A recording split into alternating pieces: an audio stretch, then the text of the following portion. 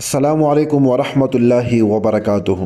تمام تعریفیں اس رب کائنات کے لیے جس نے ہمیں ایمان کی دولت عطا فرمائی، اور بے شمار درود و سلام اس ہستی پر جن کی ذات سراپا رحمت، سراپا ہدایت اور سراپا نور ہے، ہمارے آقا و مولا حضرت محمد صلی اللہ علیہ وسلم۔ محترم ناظرین کرام، آج ہم تاریخ اسلام کے ایک نہایت نازک مگر ایمان افروز واقعے کا ذکر کرنے جا رہے ہیں۔ یہ بیان نہ خوف پلانے کے لیے ہے، نہ سنسنی کے لیے، بلکہ قرآن پر یقین مضبوط کرنے اور اللہ پر توکل تازہ کرنے کے لیے ہے۔ یہ واقعہ رسول اکرم صلی اللہ علیہ وسلم پر جادو کیے جانے کا لبید ابن عاصم کا نافاق عمل، اور پھر آسمان سے نازل ہونے والی وہ شفا جو قیامت تک کے لیے ایمان والوں کا حصار بن گیا۔ سورۃ الفلق اور سورۃ الناس۔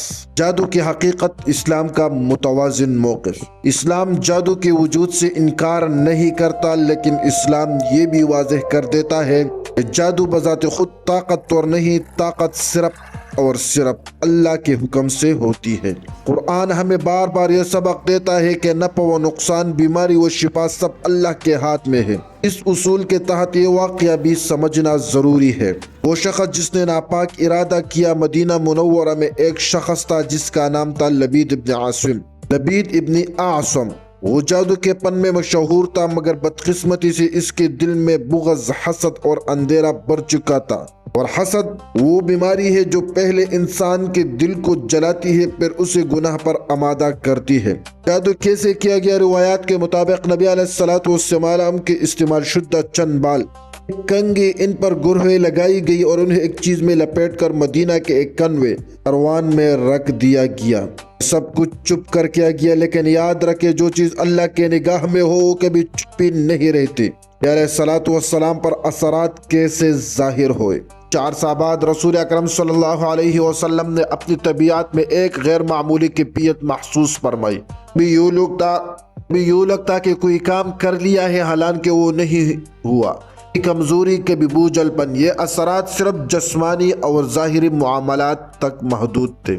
وہی پر کوئی اثر، نہ دین پر نہ نبوت پر۔ یہ نکتہ سمجھنا بہت ضروری ہے کہ یہی ایمان کو مضبوط کرتا ہے۔ آزمائش نبوت کے خلاف نہیں بلکہ بشریت کے دائرے میں تھے۔ رسول اللہ صلی اللہ علیہ وسلم نے شور مچایا، خوف نہیں پلایا، کسی پر فوراً الزام نہیں لگایا، کہ اللہ کی طرف رجوع فرمایا، اور یہی وہ لمحہ تھا جہاں سے یہ واقعہ آزمائش سے نکل ہدایت بننے لگا۔ حقیقت کی انکشاف، آسمان سے خبر۔ اللہ تعالیٰ نے اپنے محبوب محمد الرسول اللہ صلی اللہ علیہ وسلم کو وحی کے ذریعے خبر دی۔ جادو کیا گیا ہے، کسی نے کیا ہے اور کہاں رکھا گیا ہے، یہ اللہ کی رحمت تھی کہ اندھیرے میں روشنی دکھا دی گئی۔ کنویں سے وہ چیز نکلوائی گئی اور حقیقت سب کے سامنے آ گئی۔ معجزہ شفا، معوذتین کا نزول۔ اس موقع پر اللہ تعالیٰ نے 2 عظیم سورتیں نازل فرمائی، سورۃ الفلق، سورۃ الناس۔ یہ صرف آیات نہیں تھے، یہ اللہ کی پناہ کا اعلان تھے۔ رسول اللہ اکرم صلی اللہ علیہ وسلم نے ان آیات کی تلاوت فرمائی۔ ہر آیات کے ساتھ ایک گروہ کھولتی گئی، یہاں تک کہ تمام گروہیں کھول گئی اور نبی علیہ الصلوۃ والسلام مکمل صحت یاب ہو گئے۔ الحمدللہ۔ سورۃ الفلق، ہر ظاہر شر سے پناہ۔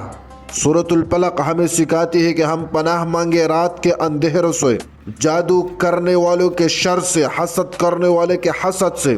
یہ سورت خوف نہیں دیتی بلکہ تحفظ دیتی ہے۔ سورۃ الناس دل کے وسوسوں سے حفاظت، اور سورۃ الناس ہمیں بچاتی ہے دل میں آنے والے وسوسوں سے، خواہ وہ جنات کے ہو یا انسانوں کے۔ اس سورت ہمیں بتاتی ہے کہ اصل جنگ دل کے اندر ہوتی ہے اور اس کا ہتھیار اللہ کا ذکر۔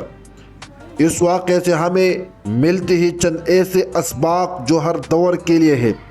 آزمائش آنا عیب نہیں، قرآن سب سے بڑی شفا ہے۔ حسد ایمان کو کھا جاتا ہے، توکل سب سے مضبوط حصار ہے۔ بدلہ نہیں، معافی سنت ہے۔ آج ہم اکثر ہر بیماری کو جادو، ہر پریشانی کو نظر، ہر رکاوٹ کو سازش سمجھ لیتے ہیں، جبکہ اسلام ہمیں توازن سکھاتا ہے۔ بیماری ہو علاج، دل گھبرائیے دعا، خوف آئیے قرآن، مسئلہ بڑے صدقہ۔ یہ سب ایک دوسرے کے مخالف نہیں بلکہ ایک مکمل نظام ہے۔ اپنے گھروں میں قرآن کی آواز زندہ رکھے، بچوں کو خوف نہیں یقین سکھائیے، سونے سے پہلے معوذتین پڑھے۔ یاد رکھے جس گھر میں اللہ کا ذکر ہو وہاں شر ٹھہر نہیں سکتا۔ محترم ناظرین کرام، یہ واقعہ ہمیں یہ نہیں سکھاتا کہ جادو سے ڈرو، یہ واقعہ ہمیں سکھاتا ہے کہ اللہ کے پناہ میں آ جاؤ، پھر کسی سے نہ ڈرو۔ قرآن کو صرف پڑھو نہیں، اسے اپنا حصار بنا لو۔ اے اللہ ہمیں اپنے کلام سے جوڑ دے، ہمیں خوف نہیں یقین عطا فرما، ہمیں ہر ظاہر و باطن کے شر سے محفوظ رکھے، آمین یا رب العالمین۔ محترم ناظرین، اگر یہ بیان آپ کے دل میں سکون لے کر آئے ہیں تو اسے دوسروں تک پہنچائیے، ویڈیو کو لائک کریں، چینل کو سبسکرائب کریں اور اس پیغام کو ہر اس دل تک پہنچائیے جو خوف میں نہیں اللہ کے پناہ میں جینا چاہتا ہے۔ درود و سلام ہو نبی رحمت محمد الرسول اللہ صلی اللہ علیہ وسلم پر۔